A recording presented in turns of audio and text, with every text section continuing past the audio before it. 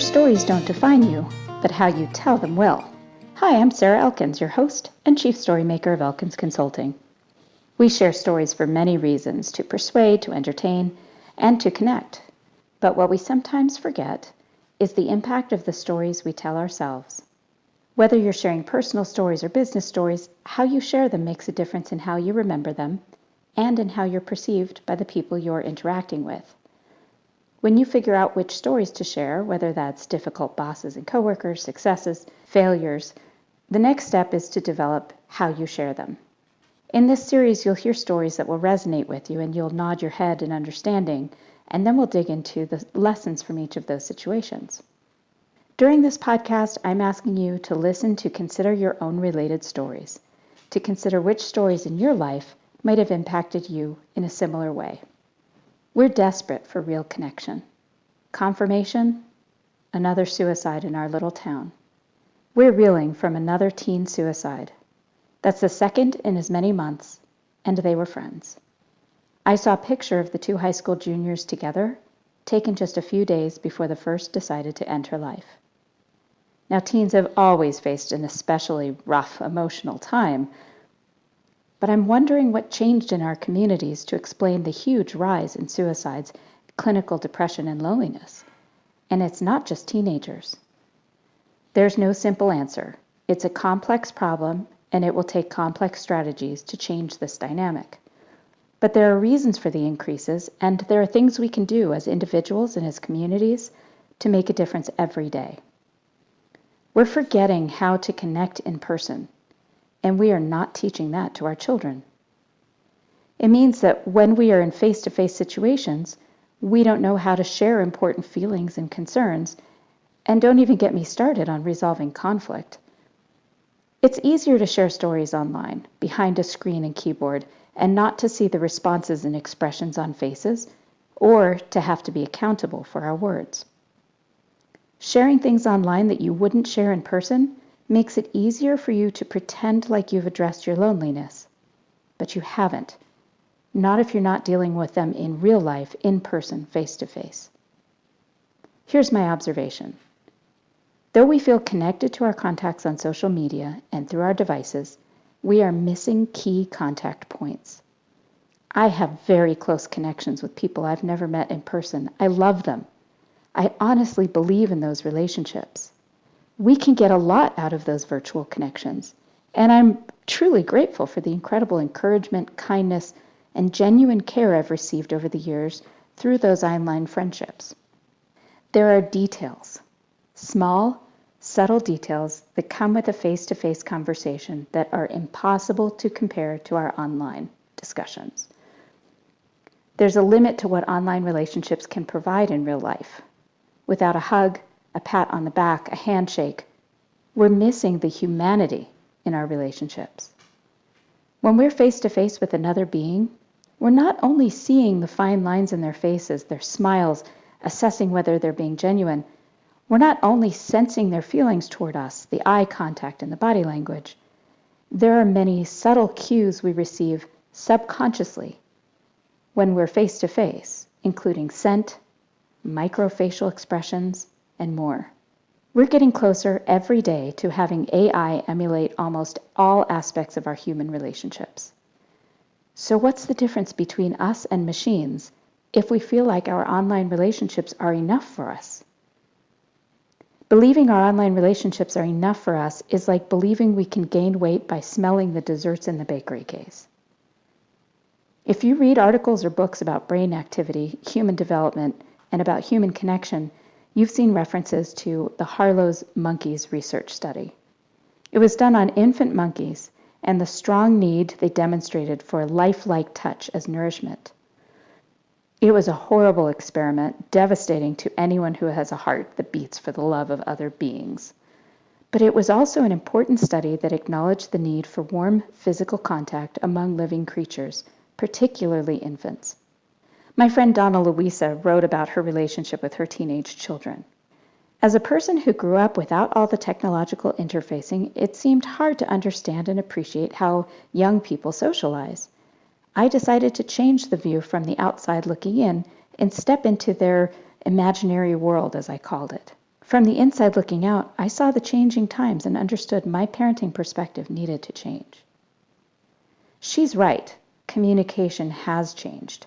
I get frustrated when I hear generalizations about generations, but there are some stark differences between the digital native generations and those that came before. My son eloquently argued his case that gaming designers are artists. He reminded me that at one time, digital art and digital design were not considered art, and that even filmmaking was, at one time, dismissed as an art form. People are desperate for real connection with real people, and most of us don't even know it. Some people believe that their online relationships are enough until they just aren't. Our online relationships can only go so far and can only make us feel alive and connected for a brief period of time. Eventually, loneliness sets in. As human beings, we're designed to touch, to sense with our fingers and skin. We are designed for real contact through touch of hands, hugs, sight, and scent. Ask anyone who has studied those aspects of our brain activity. Read Happy Hour with Einstein by Melissa Hughes for just the most basic understanding of the impact of touch on our neural pathways. Or search online with keywords brain, touch, science. Where we're seeing this play out is in our children. Thanks to what they're seeing on social media feeds, they are experiencing more polarization among us and less real contact, fewer effective, interactive conversations. When I was a teenager, I spent hours on the phone with friends and boys. We would whisper into our phones until the middle of the night when one parent or another would pick up the phone and say, "Get off the phone, it's 2 a.m." Those were not face-to-face, but they were real connections, hearing a real voice on the other end of the line. Those late-night phone calls have been replaced with late-night texts. And while it won't wake up your parents, think about what can go wrong with that. We all know how difficult it can be to read and write tone into a message. We've experienced miscommunication face-to-face. Imagine how far this can go in text messages. We need to change how we teach and model our behavior based on the difference in how our children communicate. Digital natives communicate differently, and we have to respect those differences. Just like every generation before us, each thinks they're unique, and each older generation makes judgments about the younger ones. But there are also similarities. The human need for physical touch and experiences in nature have not changed. As parents, educators, and humans tolerate the chipping away at availability of human contact and experiences in the natural world, we risk more than losing people to loneliness, depression, and suicide. We risk losing our humanity. I live in Montana, which is probably one of the best places to live in terms of access to nature. That's why I'm often surprised to hear about people, particularly children and teens, who don't walk on the mountain trails so accessible in our town. We have more open space and parks in our little town than we do buildings. And yet, when I asked our teenagers if they think their friends and peers spend enough time outside, they describe many of their friends as gamers who don't see sunlight for days at a time. Introvert, extrovert, or ambivert, our humanity depends on our relationships with others. That includes physical proximity and interaction. If we don't prioritize our relationships through listening, sharing vulnerability, and yes, hugging, we will find our isolation and loneliness increasing. If you're wondering about the impact of artificial intelligence on our humanity, that's where you'll see it, in increasing loneliness because of our reliance on technology, replacing our human interactions. Tell me that Verizon 5GB commercial isn't frightening. We're treated to a vision of a man walking his dog along a waterway, watching his phone. Then he's walking onto a bus, looking down at his phone. Then he's in a spinning class, literally pedaling away in a room full of people, but he's looking down at his phone while he's exercising, in a room full of people. Then he's at the barber shop, you guessed it, looking down at his phone. Then we see the barber look down at something the guy's pointing on a phone at, and the barber smiles. This guy's everything dangerous and sad about cell phone addiction, and Verizon is showing it as if it's something to be proud of or that it's normal. He's walking his dog while looking down on his phone. Isn't that dangerous? I mean, seriously, your relationship with your dog is pathetic. If you think I'm overreacting, watch people walking around town. Go to a playground, the local library, the airport, coffee shops, and watch people with their families, children, and colleagues. This is really scary. If you're paying attention, you can see real dangerous interaction here. I once had to yell at a father with his toddler because he was watching his phone as the toddler nearly walked into a busy street.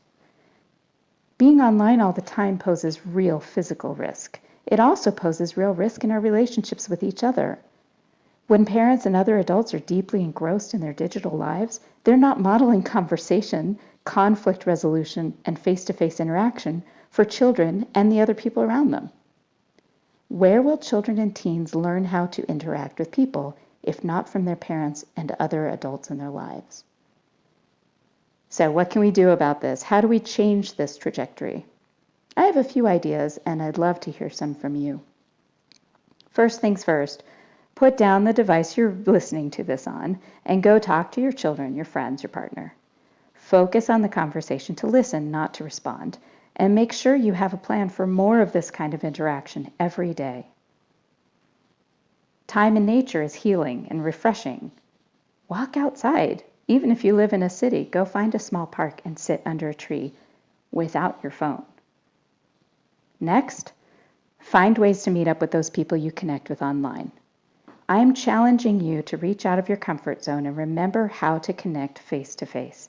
If you're afraid that your real-life personality and image won't match up to the expectations of your online friendships, you're probably talking to the wrong people. Take those risks. Enjoy the benefits of either a true friendship or the lessons learned from a mismatch. There is hope. In an article by my friend Neil Hughes, I was reminded that there are times that technology can be used to strengthen our face-to-face relationships. So that's my challenge to our digital native generations. Develop tools to leverage technology to improve our face-to-face, in-person interactions.